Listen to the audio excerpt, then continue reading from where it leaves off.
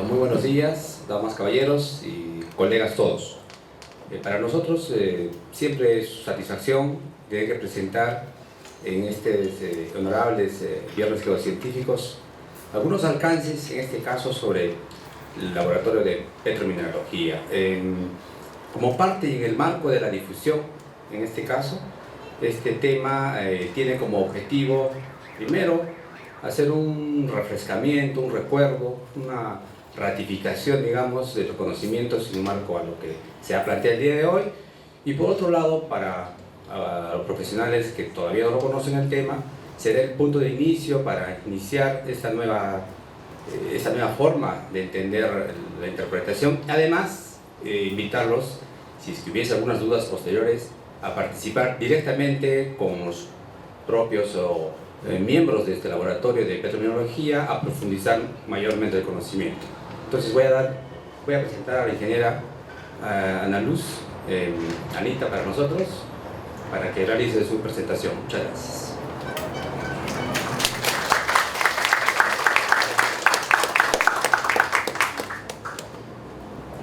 Buenos días a todos, muchas gracias por su asistencia. Bueno, el día de hoy, como ya se ha mencionado, vamos a hablar un poco sobre lo que es la clasificación de las rocas ígneas y vamos a dar algunos alcances de las texturas, ¿no? De sus principales texturas. Si vemos esta imagen, ¿qué podemos observar aquí? Una muestra de mano. ¿Qué podemos decir de esta muestra de mano? Podemos decir que tenemos cristales de feldspatos potásicos, de plagioclasa, de cuarzo, que tiene una textura fanerítica. En general, esto es lo que describimos nosotros cuando hacemos una descripción macroscópica.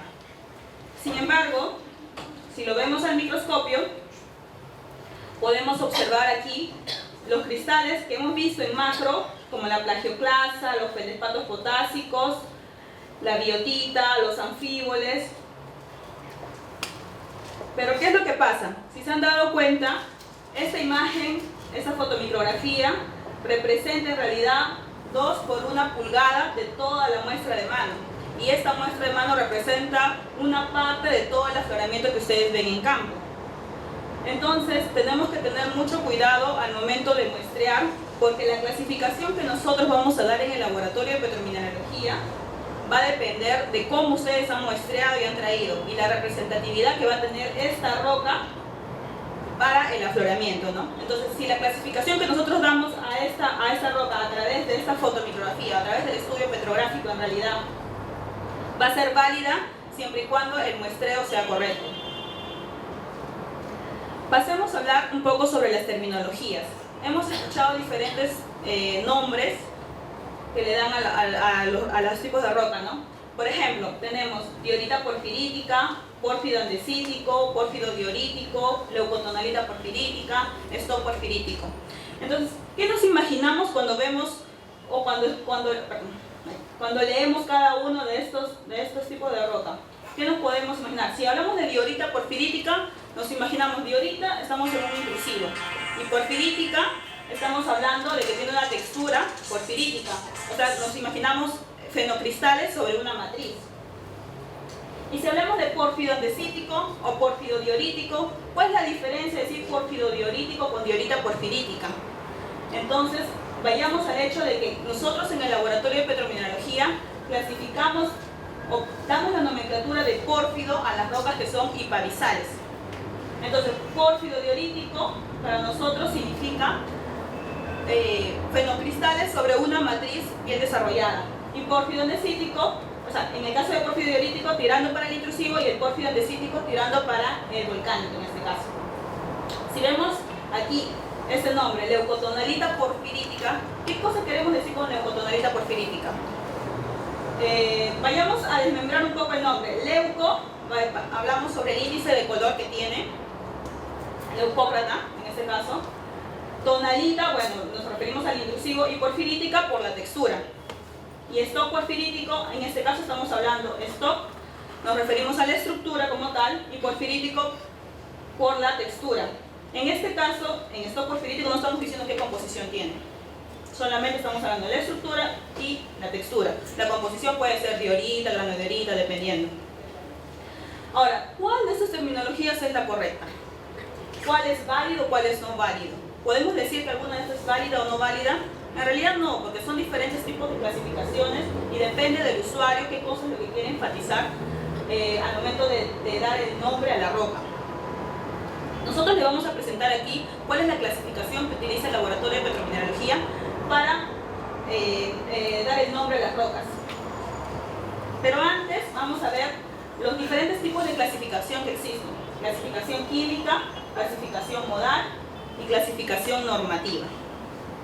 Ahora, si hablamos de clasificación química, vamos a decir que la clasificación química es la que mandamos a hacer los análisis de roca total al laboratorio de química en este caso, y de acuerdo a eso, a través de los diagramas, nosotros podemos darle un nombre a la roca. ¿Es una clasificación válida? Es válida. Si hablamos de clasificación modal, que es la que nosotros utilizamos en el laboratorio de petromineralogía, estamos hablando de que vamos a identificar los minerales y a través de los principales minerales vamos a poder darle un nombre a la roca. Y si hablamos de la normativa, estamos hablando de que a través de la clasificación química vamos a hacer ecuaciones estequiométricas, vamos a dar hipotéticamente los minerales estándares a través de la norma y vamos a darle una clasificación. Pero si estas tres clasificaciones que estamos viendo son válidas, entonces ¿por qué hacer, si la clasificación química ya me está dando el nombre de la roca, entonces ¿por qué mandar los estudios al laboratorio de petromineralogía? Si total con la química puedo obtener el nombre del mineral. O si la normativa también me está dando, ¿para qué mandar los estudios a petromineralogía? ¿Cuál es la importancia que tiene que se manden los estudios o que se hagan estudios petrográficos? ¿Por qué nosotros queremos hacer estudios petrográficos? Si la química me da el nombre, la normativa me da el nombre, la modal inclusive la podemos mandar a rayos X y rayos X te da la mineralogía y también tenemos el nombre de la roca. Entonces, ¿qué importancia tiene mandar las muestras al laboratorio de petromineralogía? Exacto, las texturas.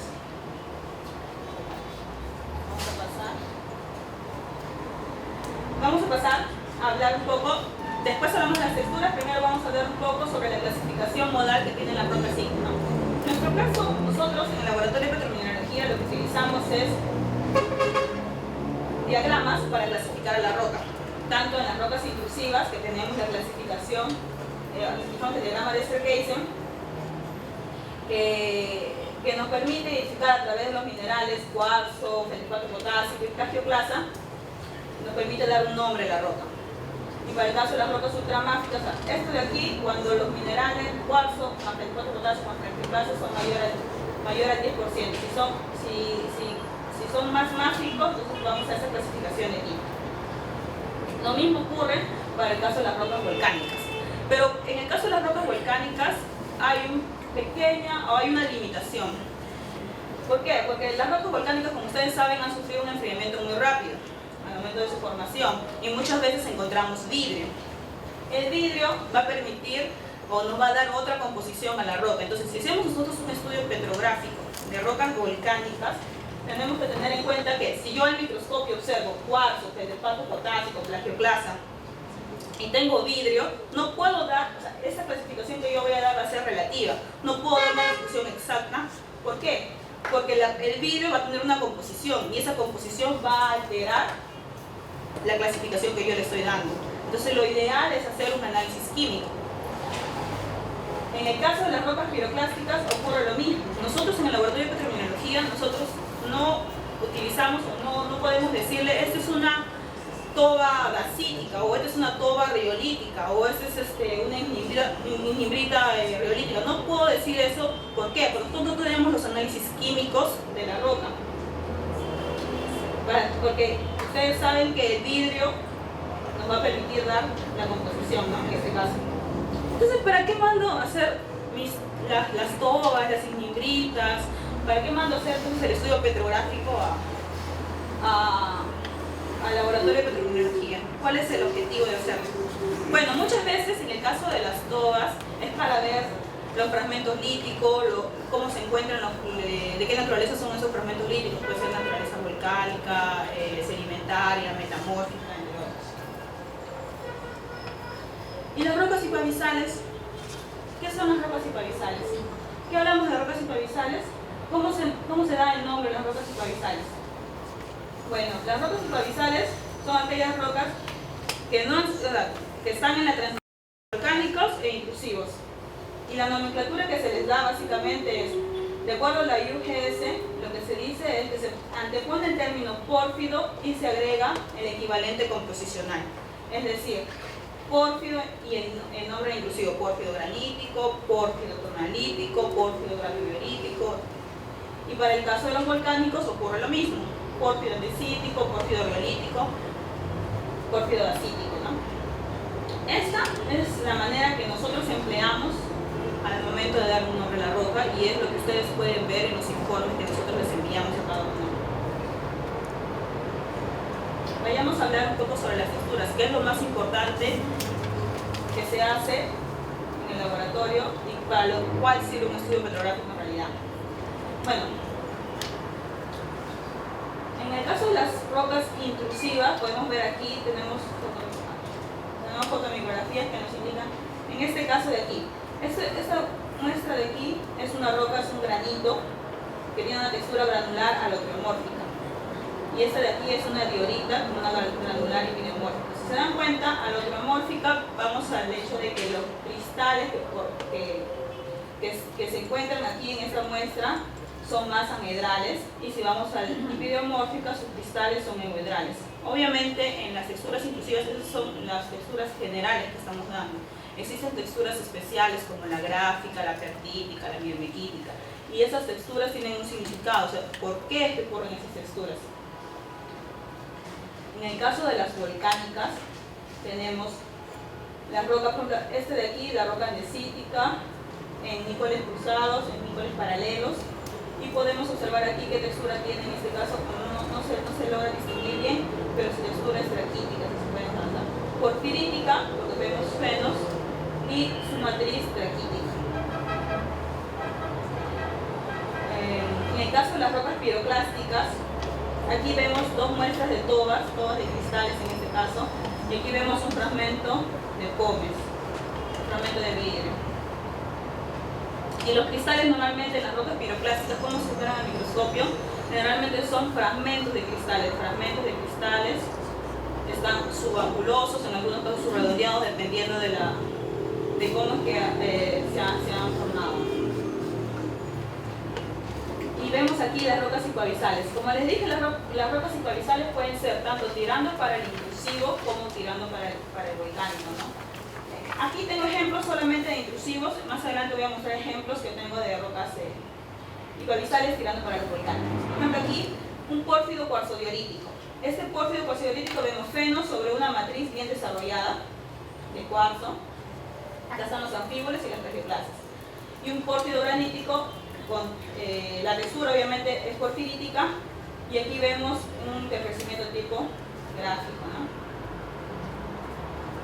Y vemos que la matriz está bien desarrollada. Bueno, esta es la parte principal para ubicarnos un poco cómo se encuentran las rocas ígneas y cómo se ven las texturas de acuerdo a las profundidades que vamos a ver. Digamos el Plutón. En el Plutón, ¿cómo vamos a observar las rocas ígneas?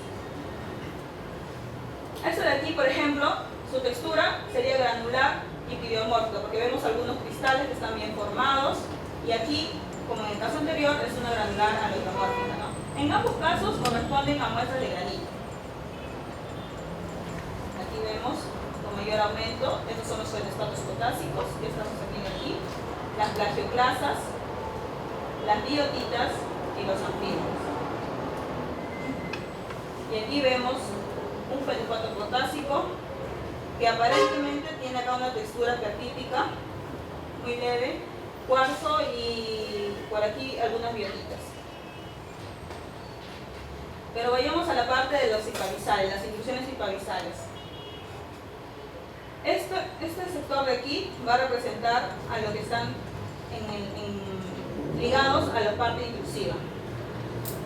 Aquí, por ejemplo, esta muestra de aquí, que es muy similar a la anterior, tiene su textura gráfica y sus cristales de cuarzo bien desarrollados, con un poco de alteración aquí de idiota.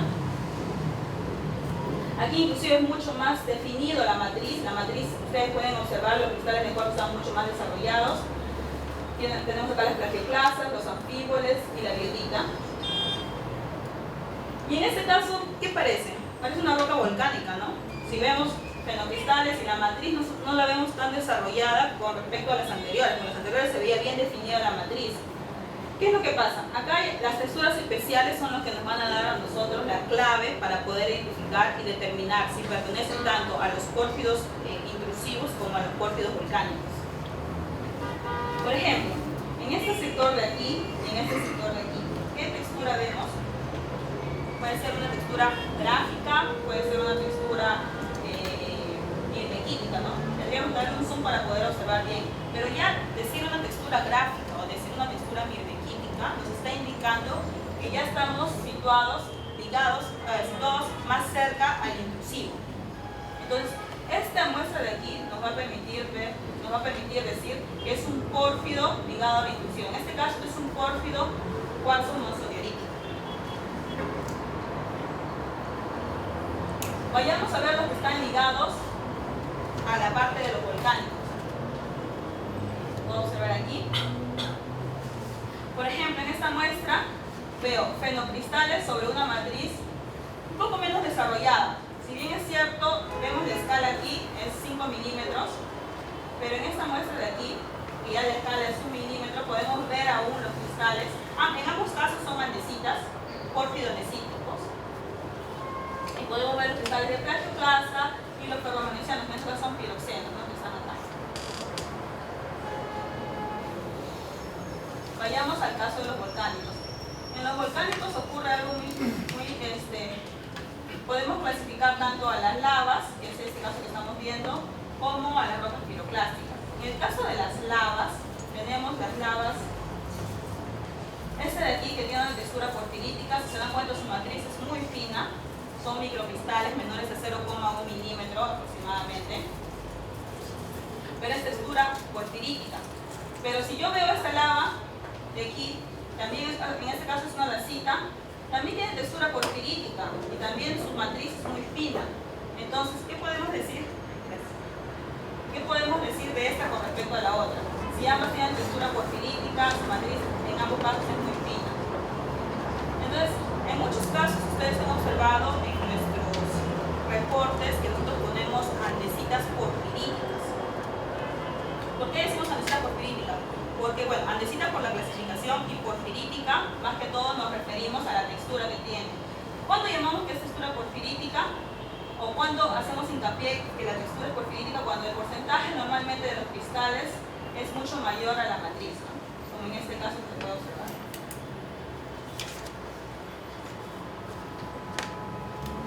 Y este es el caso de las rocas piroclásticas, en la cual observamos acá, como les mencioné, un fragmento de pómez y los fragmentos de cristales que estamos viendo aquí, que en este caso son subaculosos, angulosos y la matriz normalmente es limpia, ¿no? Entonces, en este caso, lo que nosotros podemos, o la forma como nosotros lo clasificamos, sería una toba de cristales o una toba vitrocristalina, podríamos clasificarlo, dependiendo, tendríamos que ver toda la imagen, ¿no? Toda la sección completa. No podemos dar una composición porque acuérdense que la composición nos va a dar el vidrio. Si no tenemos nosotros el análisis químico de esta muestra, no podemos indicar ninguna composición.